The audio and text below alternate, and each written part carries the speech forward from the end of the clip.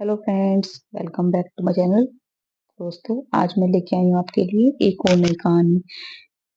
2 साल तक रोहिणी की शादी के लिए लड़का तलाश करने के बाद जब नमित के पापा ने मनचाहा दहेज देने के लिए रोहिणी के पापा द्वारा हामी भरे जाने पर शादी के लिए हाँ की, तो एक बेटी के मजबूर पिता के रूप में रोहिणी के पिता रमेश बेहद खुश हुए। अपनी समझदारी व खुददार बेटी रोहिणी की शादी नमित के साथ करके रमेश अपनी जिम्मेदारी की इतश्री समझकर पत्नी के साथ गंगा स्नान को निकल गए।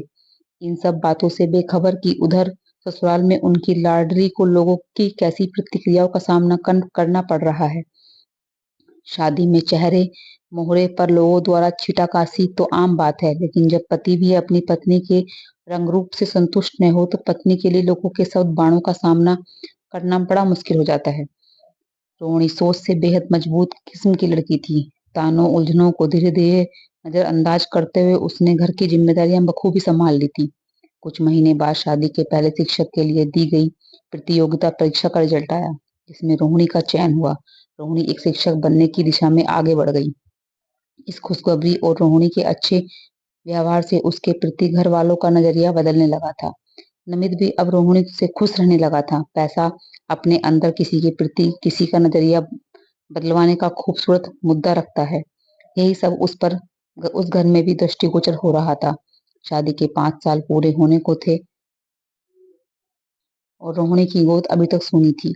यह बात अब आसपास और परिवार के लोगों को खटकने लगी थी, तो नमित तक भी यह खटकन पहुंचनी ही थी।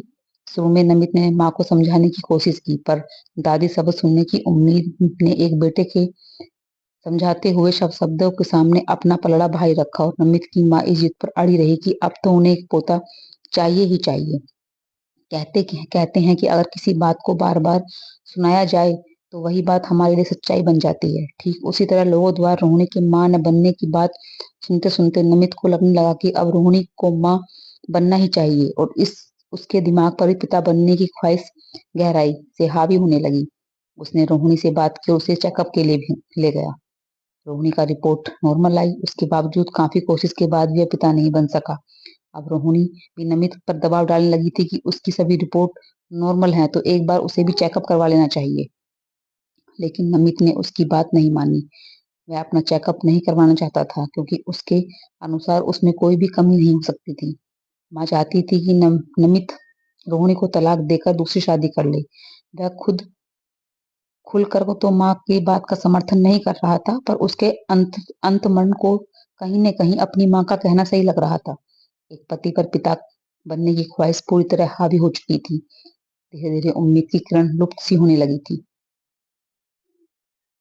अब उस घर में जब सब चुपचाप रहने लगे थे, खासकर रोहिणी के प्रति सभी का व्यवहार कटा कटा सा था। घर वालों के रूखे व्यवहार ने रोहिणी को भी काफी चिड़चिड़ा बना दिया था।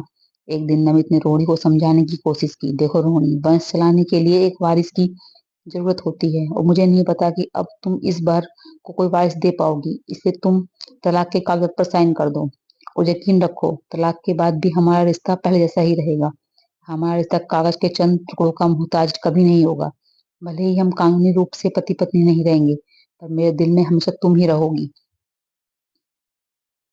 नाम के लिए कागज पर मेरी पत्नी मेरे साथ काम कर रही राजी होगी, परंतु उससे शादी का मेरा मकसद बस औलाद प्राप्ति होगा। तुम्हें बिना तलाक दिए भी मैं उससे शादी कर सकता हूँ, पर तुम तो जानती हो कि हम दोनों की सरकारी नौकरी है, और बिना तलाक शादी करना मुझे परेशानी में डालकर मेरी नौकरी को खतरे में डाल सकता है।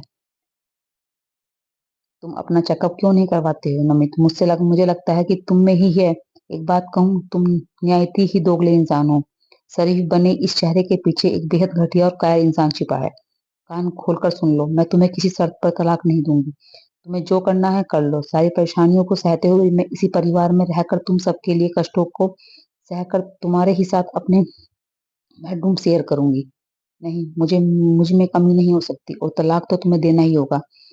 मुझे इस खानदान के लिए वारिस चाहिए, चाहे तुमसे मिले या किसी और से। अगर तुम सीधे सीधे तलाक के पेपर पर हस्ताक्षर नहीं करती हो तो मैं तुम्हारे परिवार वालों को परेशान करने और बदचलनी का आरोप लगाऊंगा। नमित के शब्दों का अंदाज बदल चुका था। कुछ दिनों बाद नमित ने कोर्ट में रोहिणी पर इल्जाम लगाते हुए तलाक की अर्जी दाखिल कर दी। अब रोहिणी बिल्कुल चुप सी रहने लगी थी, लेकिन तलाक मिलने तक अपने बेडरूम पर कब्जा नहीं छोड़ने के अपने फैसले पर अड़िग थी। 2 महीने बाद उसे पता चला कि वह मां बनने वाली है। यह खबर मिलते ही नमित ने तलाक की दी हुई अर्जी वापस ले ली। उसके अगले ही दिन रोहिणी अपना बैग पैक करके मायके चली गई। सारी बातें सुनकर माता पिता ने समझाने की कोशिश की कि अब सब कुछ ठीक है, ठीक हो रहा है, तो इस तरह की जिद सही नहीं है। अगर आप लोगों को मेरा आपके साथ रहना पसंद नहीं है तो मैं जल्दी ही कहीं और रूम लेकर रहने चली जाऊंगी। आप लोगों को ज्यादा ज्यादा दिन बोझ बनकर नहीं रहूंगी। बेटी से इस तरह की बातें सुनकर दोनों चुप हो गए।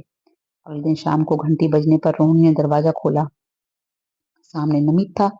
बिना जवाब की प्रतीक्षा किए वह अंदर आकर सोफे पर बैठ गया। तब तक रोहिणी के माता पिता भी आ चुके थे। बात की शुरुआत नमित ने की। रोहिणी, हमारी गोद में जल्दी एक खूबसूरत संतान आने वाली है, तो तुम अब ये सब क्यों कर रही हो?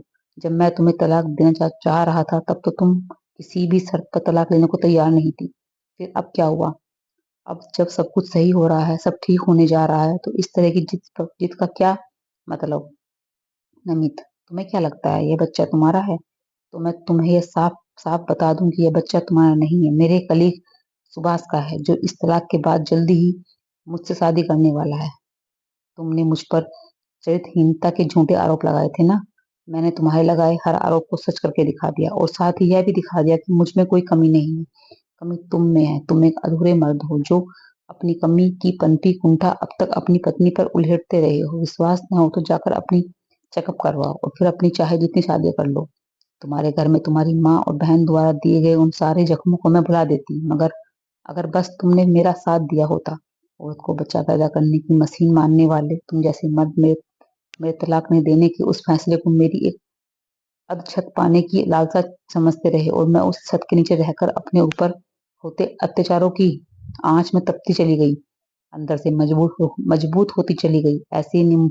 ऐसे में मुझे सहारा मिला सुभाष के कंधों का, और उसने एक सच्चा मर्द बनकर सही मायनों में मुझे औरत बनने का मौका दिया।